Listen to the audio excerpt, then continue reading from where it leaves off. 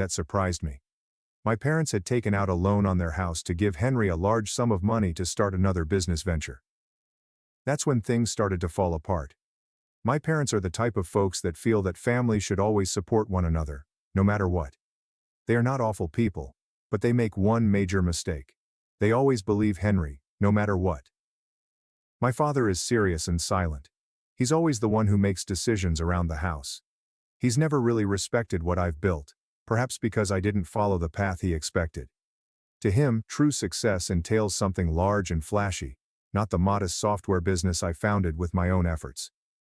My mother is gentler and more sensitive, yet she allows her emotions to guide her thoughts. To her, Henry is the one who still requires assistance. I'm the one who is already doing well and doesn't require assistance. She always encourages me. You're strong, you can manage on your own. But Henry needs his family.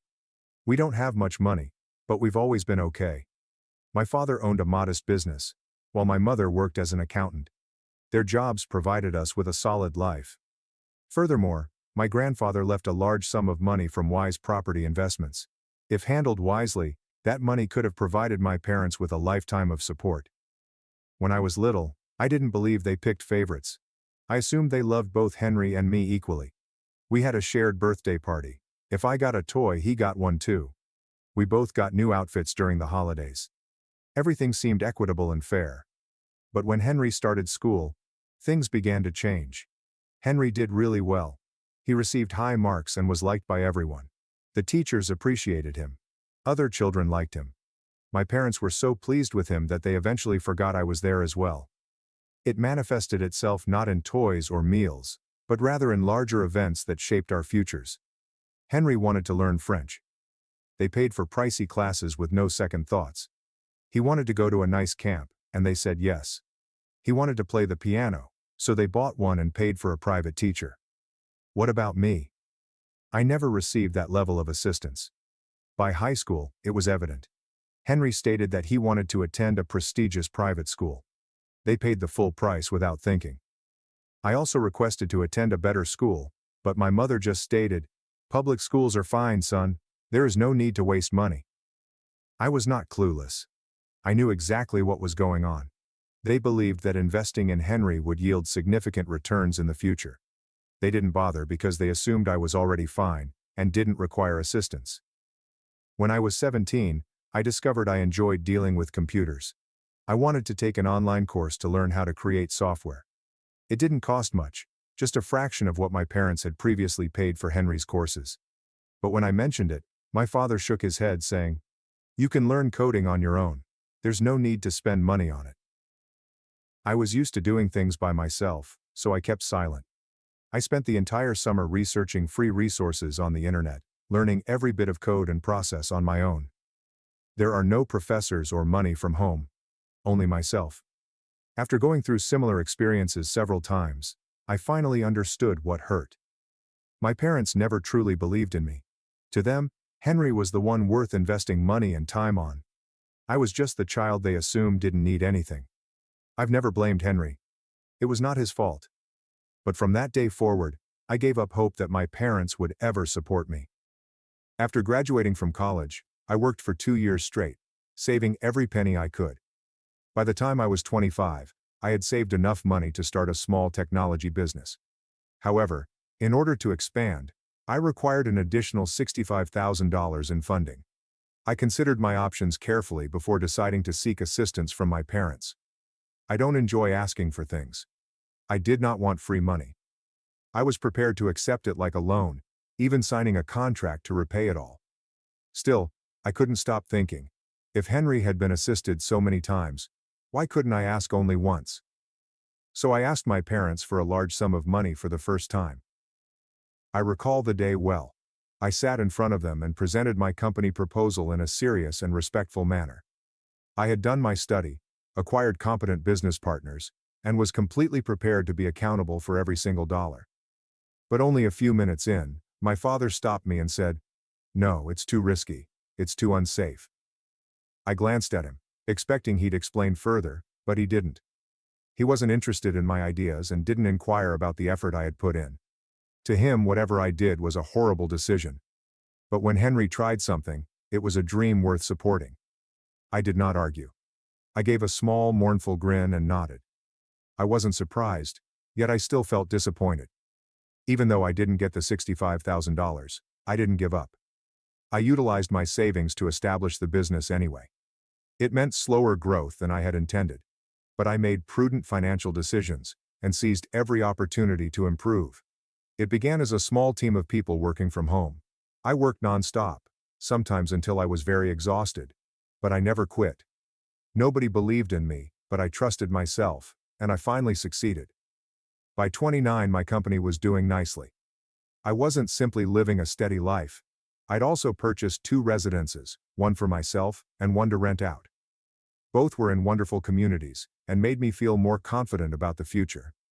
I performed all of this with no support from my parents or anyone else. I earned all I own. But I kept wondering how much money my parents had spent on Henry. When Henry was 23, he opened his own cafe, similar to those seen in Europe. My parents gave him more than $120,000 to aid him. He chose a prime location in the city center, outfitted it with elegant tables and chairs, and employed employees as if it were a premium restaurant. However, after just 8 months, the cafe closed. Henry had no understanding how to manage money, how to run a business, and most importantly, he never accepted responsibility for what went wrong. So, what did my parents say after the cafe failed? The economy is really hard right now. Our sweet boy deserves another try. Of course, another attempt. When he turned 25, he decided to try his hand at fashion. Another $65,000 vanished to build a small business selling unique clothing. This time, the store closed after only half a year. What's the reason? He knew nothing about clothing. But that did not deter him. Henry had always assumed that he was a genius that no one had discovered yet. I assumed that was the last time my folks helped him. But no, they kept trusting in him. That's when I finally realized the truth. My parents preferred me since I was not hazardous. They said no, because they never truly believed I merited their trust. Then, 1 year ago, I discovered something that rocked me to the core. I was in the historic section of town on a quick errand. On the way back, I planned to pay a visit to my parents. I didn't notify them I was coming. I figured I'd pop by briefly and say hello. But as soon as I came up to the house, something caught my eye. A brand new BMW parked in the driveway. I stared at it. My parents are not the kind to spend a lot of money, so where did this car come from? The front door opened, and my mother emerged with a big smile. She cheerfully exclaimed, "Henry just got a new car. Isn't it amazing?" I stood still, absolutely stunned. A BMW? With what money? Henry had failed repeatedly. He couldn't afford something so pricey. When I entered the house, I attempted to remain cool. But then I noticed a pile of bank paperwork on the table. I grabbed them up and started reading. My chest tightened. It was a mortgage loan for $625,000. I couldn't believe what I was witnessing. The loan covered 80% of the home's value. My parents had placed their house on the line. But for what? Why do you borrow so much? I clutched the papers hard, attempting to keep my voice steady. You used the house to get a loan? I inquired calmly. My father frowned. My mother would not look at me. We only took out a small loan to help Henry, she explained calmly, as if it were nothing unusual. I gave a dry laugh. A small loan? I looked at the number again. $625,000.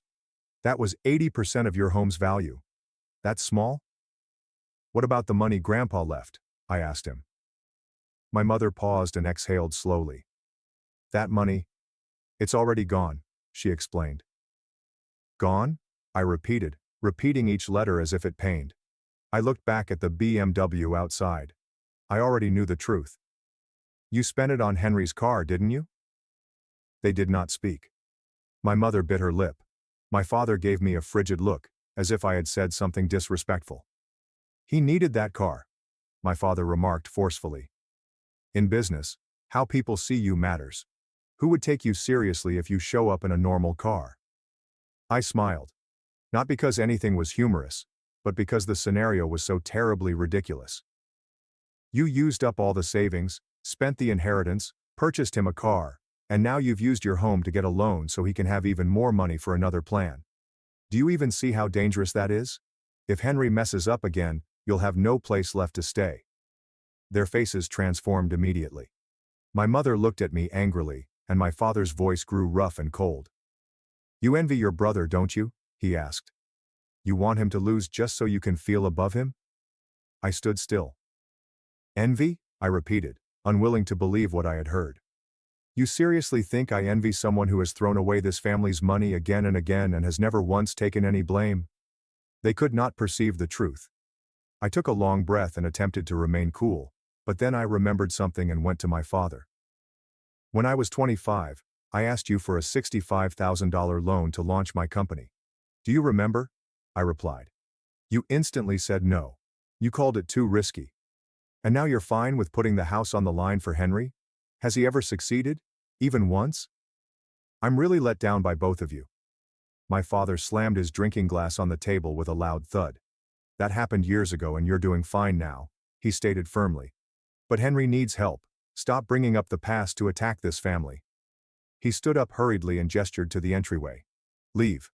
If all you're going to do is complain, then don't come back." I glanced at them for a few seconds. Then I put the loan documents on the table, nodded, and walked away. While driving home, I took up the phone and contacted Henry. Even though I was angry at our parents, I wanted to try to prevent him from making another major mistake. "Henry, please listen. You're going the wrong way," I replied. "Mom and Dad have risked everything for you. If you fail again, they're going to lose it all. Don't you see that?" Instead of listening to me, Henry chuckled in a phony, mocking tone. "You always do this, Elio. You're just jealous. You're scared I'll be more successful than you, and now you're trying to stop me." I went quiet. "You really think that?" I inquired calmly. "What else could it be?" he said with a scoff. "You already have everything: a company, houses, money, and now that I finally have a shot, you can't take it. You're just being selfish." I didn't say anything for a few moments. Then I shook my head. "If that's what you believe, there's nothing else I can say." I hung up the phone. This time, I completely gave up. A week passed without any contact. Then, out of nowhere, my parents called and invited me over for supper. I didn't expect that, especially so soon after our quarrel. Regardless of what had transpired, they were still my family, so I agreed to pay them a visit. When I arrived, I noticed Henry was already there. The atmosphere in the room was different, less tense than before. My parents glanced at me and my father spoke first. "Elio, we're sorry. We said some things that weren't right last time." My mother nodded, her voice softer than normal. "Henry also wants to apologize." I looked at Henry. He gave a slight nod and touched the back of his head. "Yeah, I was kind of angry that day. I shouldn't have said what I said." I was shocked. My parents had never apologized to me before, and Henry had never admitted to being wrong. For a brief moment, I wondered whether they had finally understood. But less than 60 seconds later, I realized what this supper was actually about. My father coughed faintly, then began to talk slowly. "Elio, you've got two properties. One is where you live, and the other one you lease." I could tell right away that something was awry. "Why are you bringing this up?" I inquired, my tone growing colder. My mother stepped in, her voice calm, as if she were saying something very natural. "Henry is stepping into the real estate world. He needs to appear trustworthy. A good place to stay would help his image. If you could let him have one of your houses, it would be a big help for his future." I sat in disbelief. So that was it. The apologies had merely served to set up this ridiculous request. I responded immediately, looking directly at them. "No." My mother blinked, as if she could not believe what I had just said. "What do you mean, Elio?" she inquired, remaining kind but sounding more apprehensive. "I mean, I'm not giving Henry my property. I'm not foolish." The entire mood shifted instantaneously. My father lowered his chopsticks with a loud noise, his expression hardening. "Elio, you have two places to stay. Henry only needs one break. He's your brother." I gave out a sour laugh. "So what now? You expect me to give up my home just so he can look successful? How many times have you thrown money at him? even though he's never once achieved anything? My father's tone became stronger. He hasn't failed. He just hasn't gotten the right moment yet. And you already have it all. Can't you support him just this one time? I laughed again, but this time it sounded dry and hollow. Have everything? You never gave me anything at all. Even when I asked for $65,000 to build my company, you said no right away. And now you think I should give Henry a whole house? I'm not out of my mind.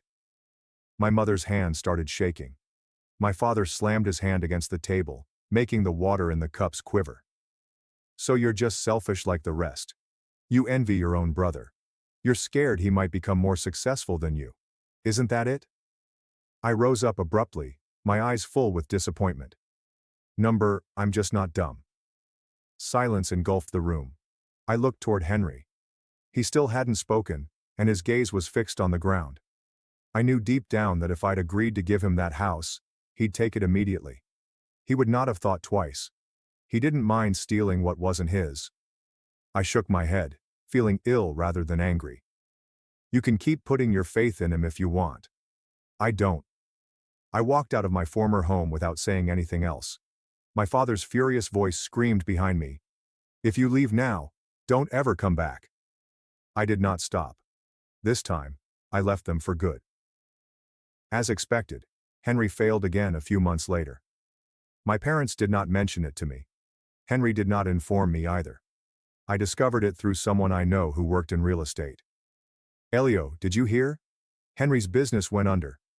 I paused, grasping my phone tightly. What went wrong? I inquired, despite knowing the answer inside. He picked the wrong deal. He bought when the price was high and sold when it dropped. Lost it all. That money from the mortgage your parents took? Gone. I closed my eyes and let out a breath. I wasn't astonished. It was going to happen sooner or later, but there was more. What about the BMW? I inquired, though I already had a horrible feeling. He sold it 2 months ago, my pal explained. He needed money to keep things going, but it didn't help for long. I let forth a flat, joyless laugh. My parents had gambled everything on Henry. They were certain he was intended to win. But now there's no money, no business, and no car. Soon, there will be no roof above their heads. What was my emotional state at the time? Not proud. Not joyful. The inside is just blank. I'd warned them. I'd attempted to make them see. But they ignored me. I already knew what would happen next. They'd reach out to me. My phone kept calling a few hours after I heard about Henry's firm failing, just as I expected. My mom made the initial call. I didn't respond. Then another, then dozens more. Messages came in non-stop. Elio, answer please. We need you. Please don't leave us alone.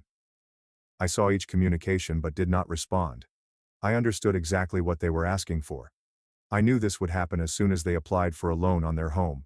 They weren't messaging to apologize. They were looking for financial support. The following morning, I stepped outdoors to go to work. I paused abruptly. My parents and Henry stood in front of my door. They appeared worse than ever before. Henry had lost his normal pride. His face appeared thin and worn. No fancy clothing. There is no proud corporate mindset. He looked like he'd lost everything. My mother looked like she'd been crying for hours. My father, who was previously robust and proud, now appeared much older, as if stress had accelerated his aging. They had nothing left. My father cleared his throat and spoke with a hoarse, weak voice. Elio, we were wrong. I crossed my arms and leaned against the doorway, my expression chilly. Now you get it. They did not argue. No yelling. Don't call me selfish or jealous. Because they needed me now. My mother began speaking, her voice weak. Son, we're out of options. Please help us. I sighed and stopped her. I don't have any cash. They froze, but my father responded instantly as if he had already practiced it.